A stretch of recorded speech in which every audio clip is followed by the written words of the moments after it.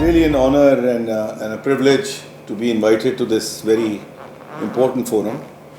Um, I been given a specific task about my learnings from the air crash that I experienced in 2020. But really, on this forum and this kind of gathering, one would have talked about many things, including the governance piece and the development piece and the financial inclusion. But today I'll just confine myself to the topic that has been allocated to me. I have been given 20 minutes, but I think I will overshoot, so please bear me on this one, because I really want to share all my learnings in detail with you all.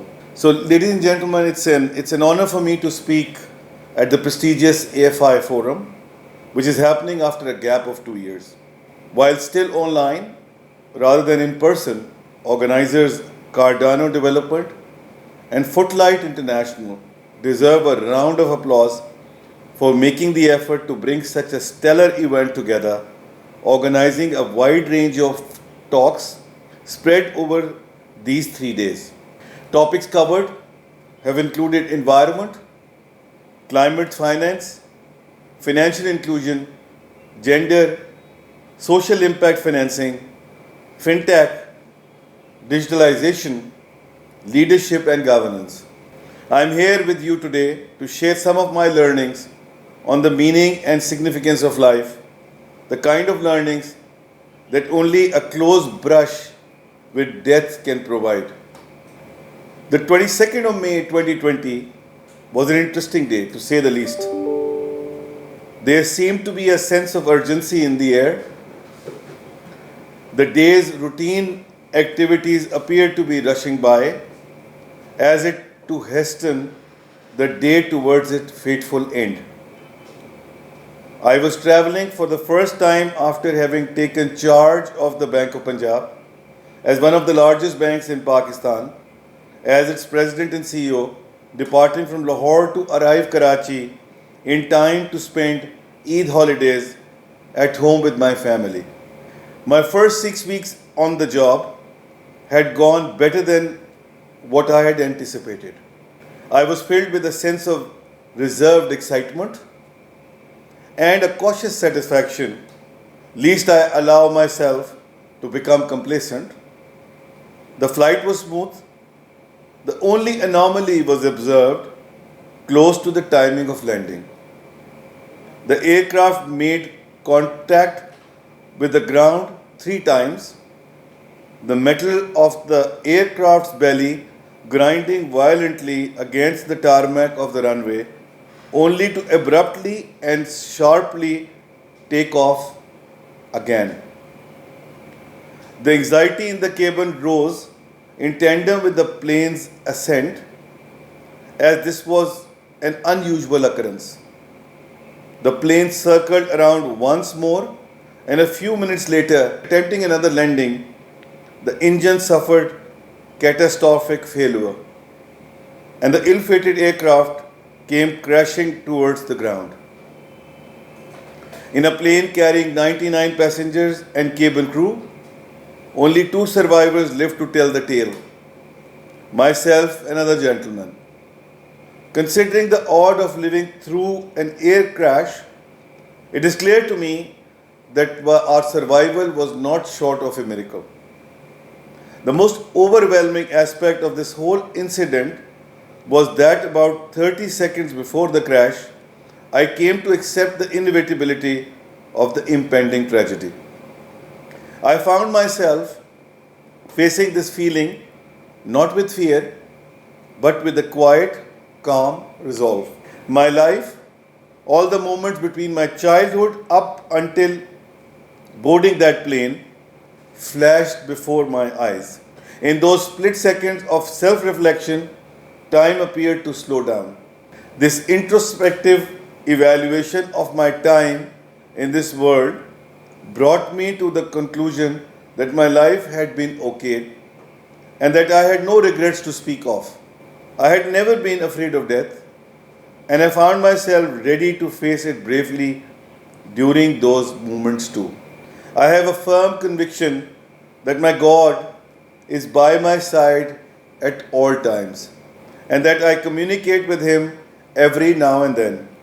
I regard my internal dialogue, what you may call a gut instinct, or the voice you hear in the back of your mind, as His speech.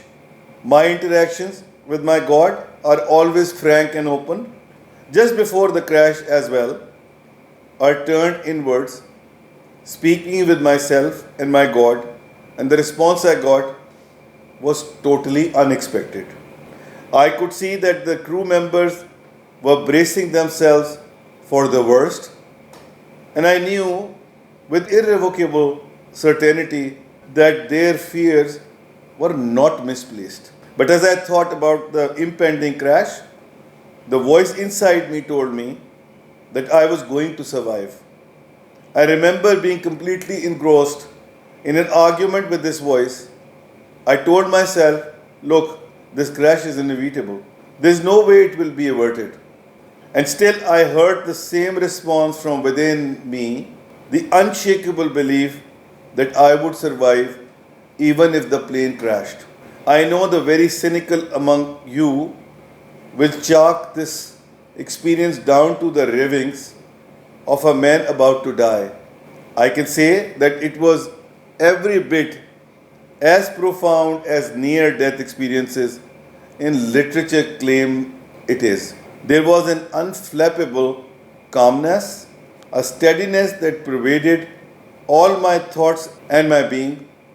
It was then that I passed out, and the worst that could have happened happened. The crash was an intense, almost out-of-body experience for me, and it galvanized my faith in God. I became far more resolute and committed than I'd ever been in my life up until that point. I do not know why God saved me. His reason for sparing my life is truly beyond me. What is clear to me, however, is that I must continue to live my life with redoubled commitment, a stronger resolve, and more faith, trust, and vigor. The second most overwhelming outcome of my experience was the unconditional love and support that I had received from people around me, even from those whom I had not known directly. I consider myself extremely fortunate to have lived to see this, having come face to face with death itself, with people doubting my survival. This and the tragic loss of innocent lives that was caused by the crash makes me sentimental to this day.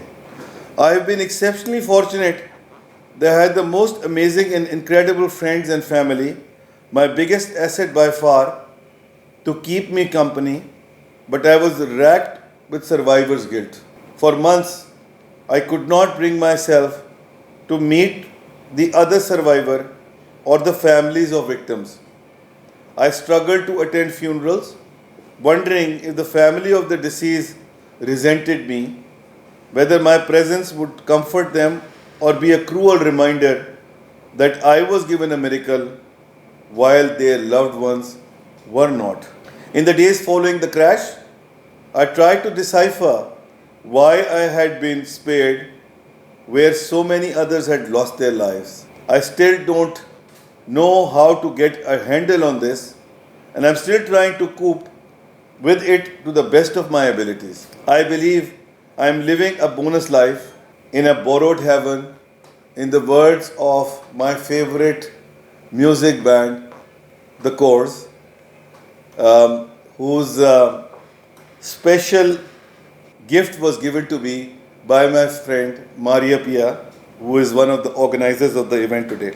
I feel I have been afforded with the all too rare opportunity of addressing all my unfinished businesses, both known and unknown to me, as well as the opportunity to serve and help my community in particular and humanity at large to the best of my abilities, which this August gathering and forum is most appreciative of. And I must thank the organizers of AFI Forum, Rick and my friend Maria Pia, for giving me the opportunity to share my thoughts with you all. Now, the most important element of my talk. There are 10 specific learnings that I had gleaned from this unique and indeed an uncalled for experience. These 10 musings are: first learning, rituals are not necessarily the be all and the end all. These could be anything from worship rites to sacraments of organized religions, any established traditions that you have grown up believing must be performed with exacting precision because that is how your God likes them. Rituals can undoubtedly be important. Their psychological benefits alone have kept social scientists from dismissing them entirely as a superstitious bulge. Athletes who perform rituals before or after big events usually exhibit lower level of anxiety and higher degree of confidence. And the collective rituals often form the cornerstone of communal identities. But I have come to believe that rituals cannot consume your life or dominate your struggle towards self-improvement. Good actions are the key to a good life. Actions tempered by good intentions are equally, if not more, important than thoughtless rituals. It is of paramount importance to turn intent into action. Secondly, you must have clarity on how you wish to shape your life and how you want people to remember you. You must set your priorities in light of this clarity. Psychologists often describe self-clarity as clarity about who you are, which allows you to shed obsolete, conflicting beliefs and have consistent viewpoints across time. For me, the crash precipitated this clarity. I aim to be remembered as an agent of change, if not at a larger scale, then at least for the people who would come in contact with me. But whether your sense of self is solidified in the fallout of a freak event like mine, or you nurture it over time through introspection, reading, and meditation, you will only gain a true sense of purpose when it extends beyond the hemmed-in, selfish boundaries of your individual self and expands to the communities or the world around you. We must become the force for positive change that the world desperately needs right now. This forum certainly trying to achieve it. It is therefore imperative for us to acquire that clarity as the effect we will have on the world in the future and to prioritize our actions and efforts accordingly. I must admit that whenever I have given this talk before, I have addressed young people who have the luxury of time and time to challenge these pre-existing notions of self, to change their career paths and pivot to make undying optimism a part of their core personalities or develop a cynical, hardened shell to deal with the realities of the world. But I believe this lesson is just as important in a forum like this, where seasoned investors from the financial industry have the opportunity to pursue and reflect on their work and their legacies. Your struggle towards sustainable development and financial inclusion should blossom from a clear vision you have set for yourself and for the communities your financial innovation and decisions will affect. Take some time to achieve that clarity before barreling into making decisions. Thirdly, on the individual level, there is goodness in people. And I must emphasize there is goodness in people. Trust in that goodness. Like any rule or generalization, there are exceptions. But at the end of the day, it is your tolerance, your patience, and your ability to forgive that will be the key to forming successful relationships. We can wax lyrical about philosophical underpinnings of man's inherent nature. Multiple philosophers, all icons in their fields, have already done so. But I have come to agree with John Ifia's idea that relegating the masses to a teeming, selfish mob is often an elitist mistake.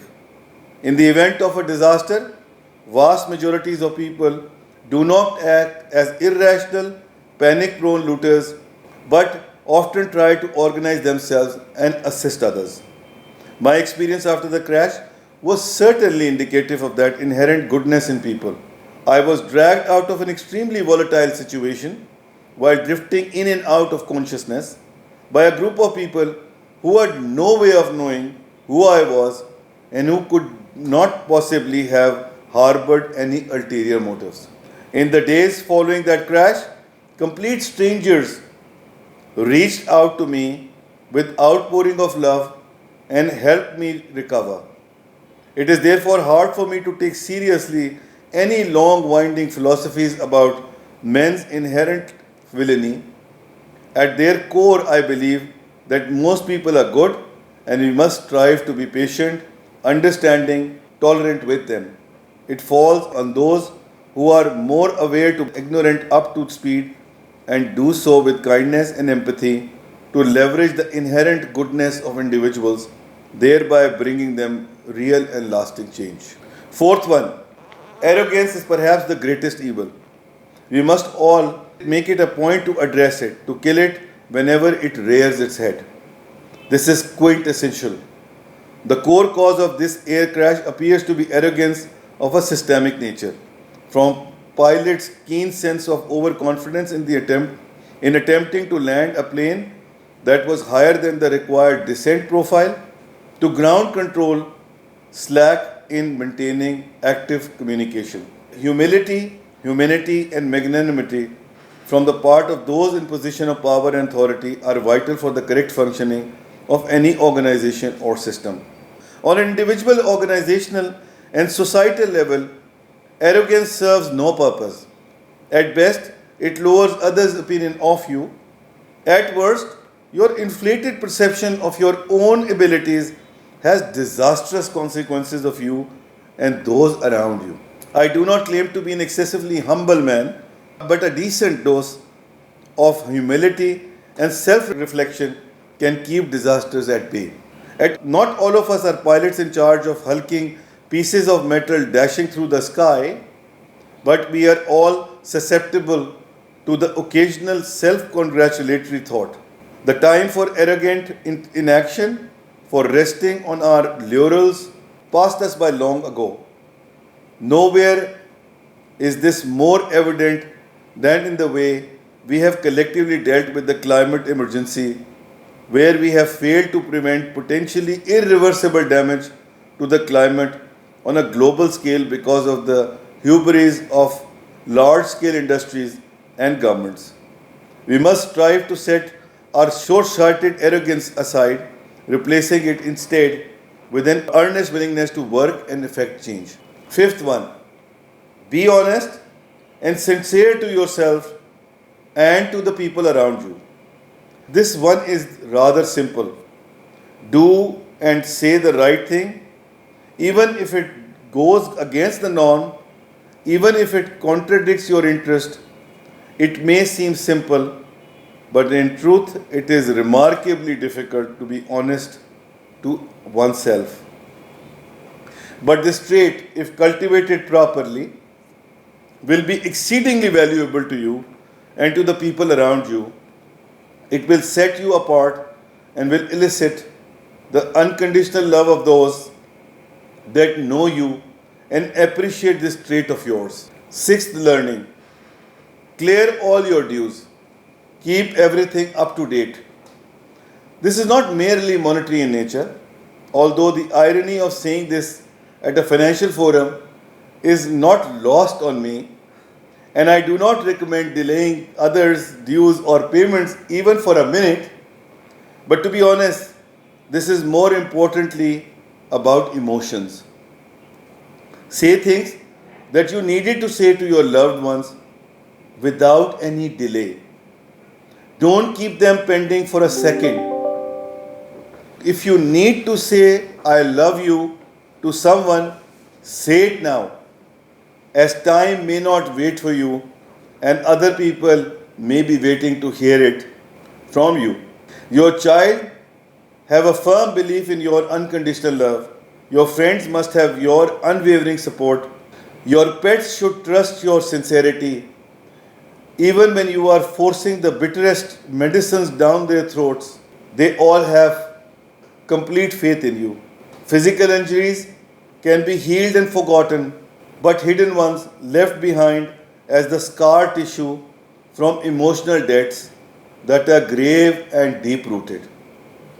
And if there is one thing I have learned from my experience, it is that your dues and your obligations manage to take center stage even when you are wrestling with your morality. I realized that in the 30 seconds before my crash, once your entire life is presented to you on a canvas, you begin to see what's important and what isn't, what's pending and what you could have thought, what you could have through to its end, particularly with regards to your loved ones. I no longer suppress things. I am wary of the hidden injuries I can cause when interacting with people, and I make a conscious effort to be extremely careful. I have told my mother everything I wish to tell her in those brief moments. I have learned that only way to be at peace with yourself is to be fair and express your emotion explicitly without any inhibitions and shyness. Number 7. I have never wanted to believe in miracles, but on that fateful day, I found a new meaning of miracles. I found that miracles do happen. It's surely a series of unusual events, not one, not two, or three, but perhaps more, that make up a miracle. In my case, it was first the change of seat. I was supposed to be sitting on a window seat and ended up sitting aisle side. I believe this change of seat played a vital role in ensuring my survival. Then I had fainted right at the beginning of the plane crash and regaining consciousness when I was being rescued. Luckily, this loss of consciousness had no effect on my mental health, besides the fact that I now sometimes get emotional over things that wouldn't have elicited the same reaction from me prior to the crash. My seat dislodged from the plane, like many others, but landed directly on a nearby rooftop instead of on the road below and landed upright. I also landed on a car bonnet, which served to reduce the severity of the fall, thereby helping to save my life. And last but not the least, the area on which I had fallen caught fire soon after my rescue, meaning if my rescue had been delayed even for a few minutes, I would not have been here with you today. Now, this is what I call a miracle. The learning here is to not discount the existence of miracles and yet at the same time do not rely on external interventions to improve one's conditions. The impetus and change betterment comes from within, from intent, and from resolve to act on that intent. And I know that this group is fully committed to that intent. Learning number 8. Willpower and perseverance can move mountains. Within a month of my accident, I resumed work from my hospital bed, thus making a new meaning to the term work from home to work from hospital bed. This helped me regain some semblance of normalcy in my life, which hastened my recovery. It was then that I realized that life and meaningful work are inseparable. In fact, the latter may even provide the energy for a life well lived, especially if you are fortunate enough to love your work, which is true in my case. But even for those of you who sometimes deal with a little drudgery or monotony in your workplaces, work and its associated distractions can at times be a lifesaver. I certainly needed the work I was doing in order to recover from trauma, and in return, my persistence allowed an important organization to continue to thrive, which is Bank of Punjab. You must approach work with an eagerness to learn and a willingness to devote your best efforts to it. Second last, and number 9, even after major events that are God sent, even in the face of adversity and unlikely odds, you must still take certain bold steps in life to establish your own personality and regain your mental strength. Traveling back to Lahore 4 months after my crash by air on the same route, with the same airline, on the same seat, was one such bold step which I am proud of. Some people misunderstood it, pegging it as a public relations maneuver on the part of the airline, which is entirely untrue.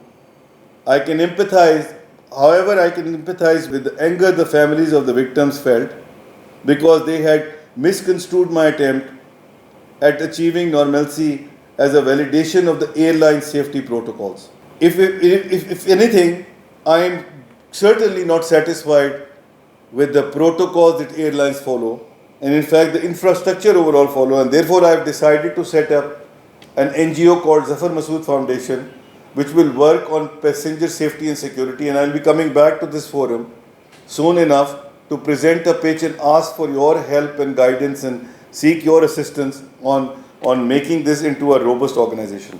But it was for my own sanity and recovery that I took that step, and I am glad that I did it. It kept me from developing an overwhelming fear of flying, which is not something I can afford to have in my current profession. In the same vein, against all taboos, consulting a psychiatrist right after the accident was another such step. I wanted to address the possibility of post-traumatic stress head-on. I did not want to make the macho mistake of attempting to unravel my thoughts and emotions on my own that many in my community make merely as a forum of bravado. Actions like these are essential, a testament to remind you that you are in control of your life and that it falls to you to strengthen your mind and your character. God gives opportunities to everyone to prove themselves. It is up to us to capitalize on them and prove our mettle. These are once in a lifetime sort of opportunities. We must never let them slip. Last and my final learning has been that I had realized that communication, I know this group is very focused on communication, is important, and even more so in times of crisis. If the pilot had kept up a steady line of communication with the passengers, perhaps he could have given people more time to come to terms with what was happening. I do not necessarily believe this would have saved more lives given the logistics of the crash, but I do believe it may have brought some degree of calm within the cabin at the end. Communication takes many forms though. My communication with my God before the crash reinforced my faith in Him.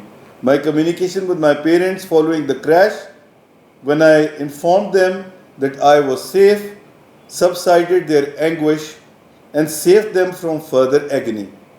My letter to my staff before and after my accident was another major breakthrough in creating a special bond between them and myself. Finally, this communication in which we are currently engaged, sharing my experience and learnings with you, may also be doing some amount of good for some amongst us after all. Or at least I am hopeful that it does. In a nutshell, I would say that try and be honest to yourself, honest to others, honest about everything and anything that you do, including your work and profession, and above all, your relationships. Draw a line and decide on your own value system what principles you would never like to compromise on, and then stick to them. It's not important if you are successful in the eyes of others. What's important is that you're successful in your own eyes and the eyes of the people that matter in your life. It's all about empathy and making relationships and leaving impact on people and communities around you, no matter how big or small, and leaving a true legacy behind, which is indeed a core purpose of this conference today as well. I thank you all for your patient hearing.